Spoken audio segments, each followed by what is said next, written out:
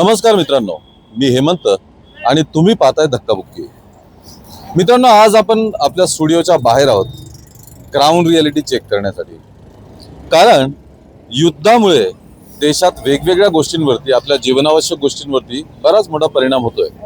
सगळ्यात मोठा परिणाम होतोय तो इंधनावरती।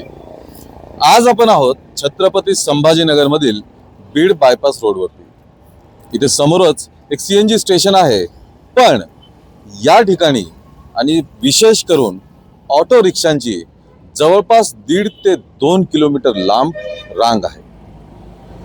हे रिक्षा चालक 24 ते 48 तास रांगेत घालवतात, फक्त आपल्या गाडीत इंधन भरून घेण्यासाठी। कारण मित्रांनो, ऑटो रिक्षाचा व्यवसाय हा एका अर्थाने हातावरती पोट असल्यासारखा आहे। गाडी चालली तर कमाई आहे, गाडी नाही चालली तर अडचणी होतील। पण मागच्या 2 ते 3 दिवसांपासून या रांगा ज्या आहेत या काही कमी होत नाहीत। अक्षरशः काही रिक्षा चालक हे रात्रभर रांगेतच आहेत, सोबत अंथरूण पांघरून घेऊन गाडीतच झोपत आहेत। इतकी बिकट अवस्था सध्या इंधनाची झालेली आहे। सध्या आपल्यासोबत काही रिक्षा चालक बांधव आहेत, आपण त्यांच्याकडनं समजून घेऊया की काय परिस्थिती आहे, काय अडचणींना त्यांना सामोरं जावं लागत आहे, कोणते प्रॉब्लेम्स त्यांना होत आहेत आणि त्यांच्या व्यवसायावरती या सर्व गोष्टींचा एकूण काय परिणाम झालेला आहे। जाओ, काय नाव काय तुमचं? शुभम साळवे। शुभम साळवे। तर शुभम, काय अवस्था आहे इथं? सीएनजीची सप्लाय तुम्हाला किती होतोय आणि काय परिस्थिती काय नेमकी? परिस्थिती अशी आहे की जेव्हा शासन जिल्हाधिकारी साहेबांनी कालच GR काढलाय की आपल्याकडे मुबलक साठा असेल तर तो साठा संपेपर्यंत तुम्ही वितरण करा, बरोबर। पण तसं इथं काही घडत नाहीये। पंपावरती रांगा लागल्यात 1-2 दिवस। काल रात्रीपासून आम्ही 8-8:30 पासून इथं बसलेलो आहे। घरी आम्ही गेलो सुद्धा नाही, झोपलो सुद्धा नाही। स्टॉक असताना सुद्धा देखील काल त्यांनी पंप बंद ठेवला होता। पंप कशामुळे ठेवला, काय ठेवला, त्यांना माहिती। जर अशा लाईन मध्ये जर 2-2 दिवस जर लाईन मध्ये उभं राहायचं तर मग आम्ही धंदा कधी करायचा? आज सकाळपासून पण 9 वाजेपासून पंप चालू आहे। जेव्हा पंपाची टायमिंग असते 6 किंवा 7 वाजता उघडते, पण आज त्यांनी पंप 9 वाजता उघडलाय। पण 9च्या नंतर त्यांनी लाईन चालू केली, मग आम्ही गॅस कधी भरायचा, धंदा कधी करायचा? धंद्यावरती आणि टोटल रोजच्या कमाईवरती किती परिणाम झालेला आहे? भरपूर प्रमाणात फरक पडलेला आहे। कारण की ज्या प्रमाणात गॅसची भाववाढ झाली, गॅस सरकारी GR नुसार गॅस 61 रुपये भेटायला पाहिजे होता, पण आज गॅस 90 रुपये ते 100 रुपये गॅस भेटतोय।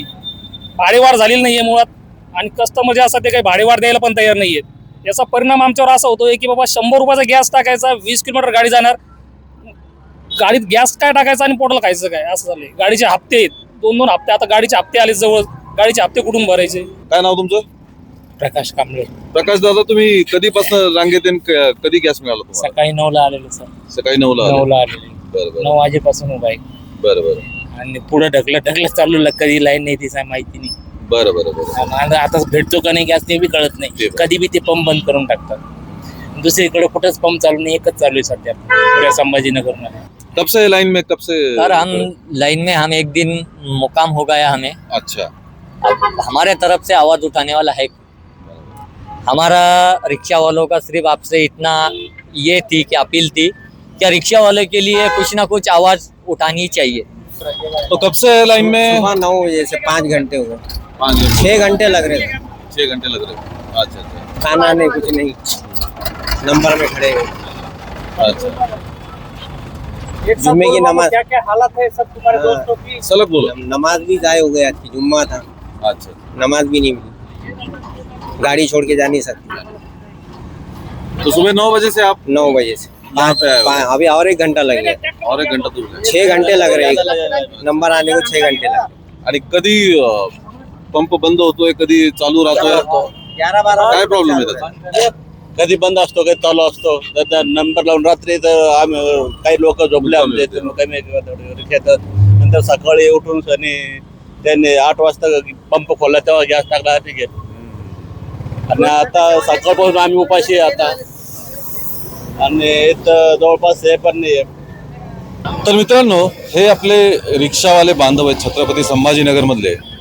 आपण ऐकलं त्यांच्या काय समस्या आहेत। रखरखत्या उन्हात ते लाईन मध्ये उभे आहेत, आपली गाडी लोटत पुढे नेत आहेत। बऱ्याच रिक्षावाल्यांना या ठिकाणी रात्री मुक्कामी थांबावं लागलं होतं, कारण गाडी सोडून जाऊ शकत नाही. लाईनीतनं गाडी काढली तर आपला नंबर जाईल, मग पुन्हा वेळ लागेल. त्याच्यामुळे गाडी इथून हलवू शकत नाही, गाडी सोडून घरी जाऊ शकत नाही, जेवण करायला जाऊ शकत नाही. बरेच रिक्षावाल्या बांधवांनी सांगितलं की आम्ही उपाशी आहोत, इथे लाईनमध्येच बसलेलो आहोत. तर फार गंभीर समस्या आहे. आमचं असं म्हणणं नाही की याचा कोणी एक दोषी आहे, पण कुठे ना कुठे व्यवस्थेत काहीतरी चूक झालेली आहे, व्यवस्थेत काहीतरी कमी आहे, कुठे ना कुठे कुठली कमतरता आहे. ती शासनाने स्पष्ट करावी. आणि या आपल्या रिक्षावाल्या बांधवांच्या समस्या ही जी मेन समस्या आहे, कारण याचा परिणाम त्यांच्या उत्पन्नावर होतोय, याचा परिणाम त्यांच्या परिवारावर होतोय. बऱ्याच रिक्षावाल्यांनी सांगितलं की त्यांच्या गाडीचे आता हप्ते आहेत ते भरण्याची अडचण आहे. तर या सगळ्यांमधनं काहीतरी एक मार्ग काढणं हे अत्यंत आवश्यक आहे. धन्यवाद.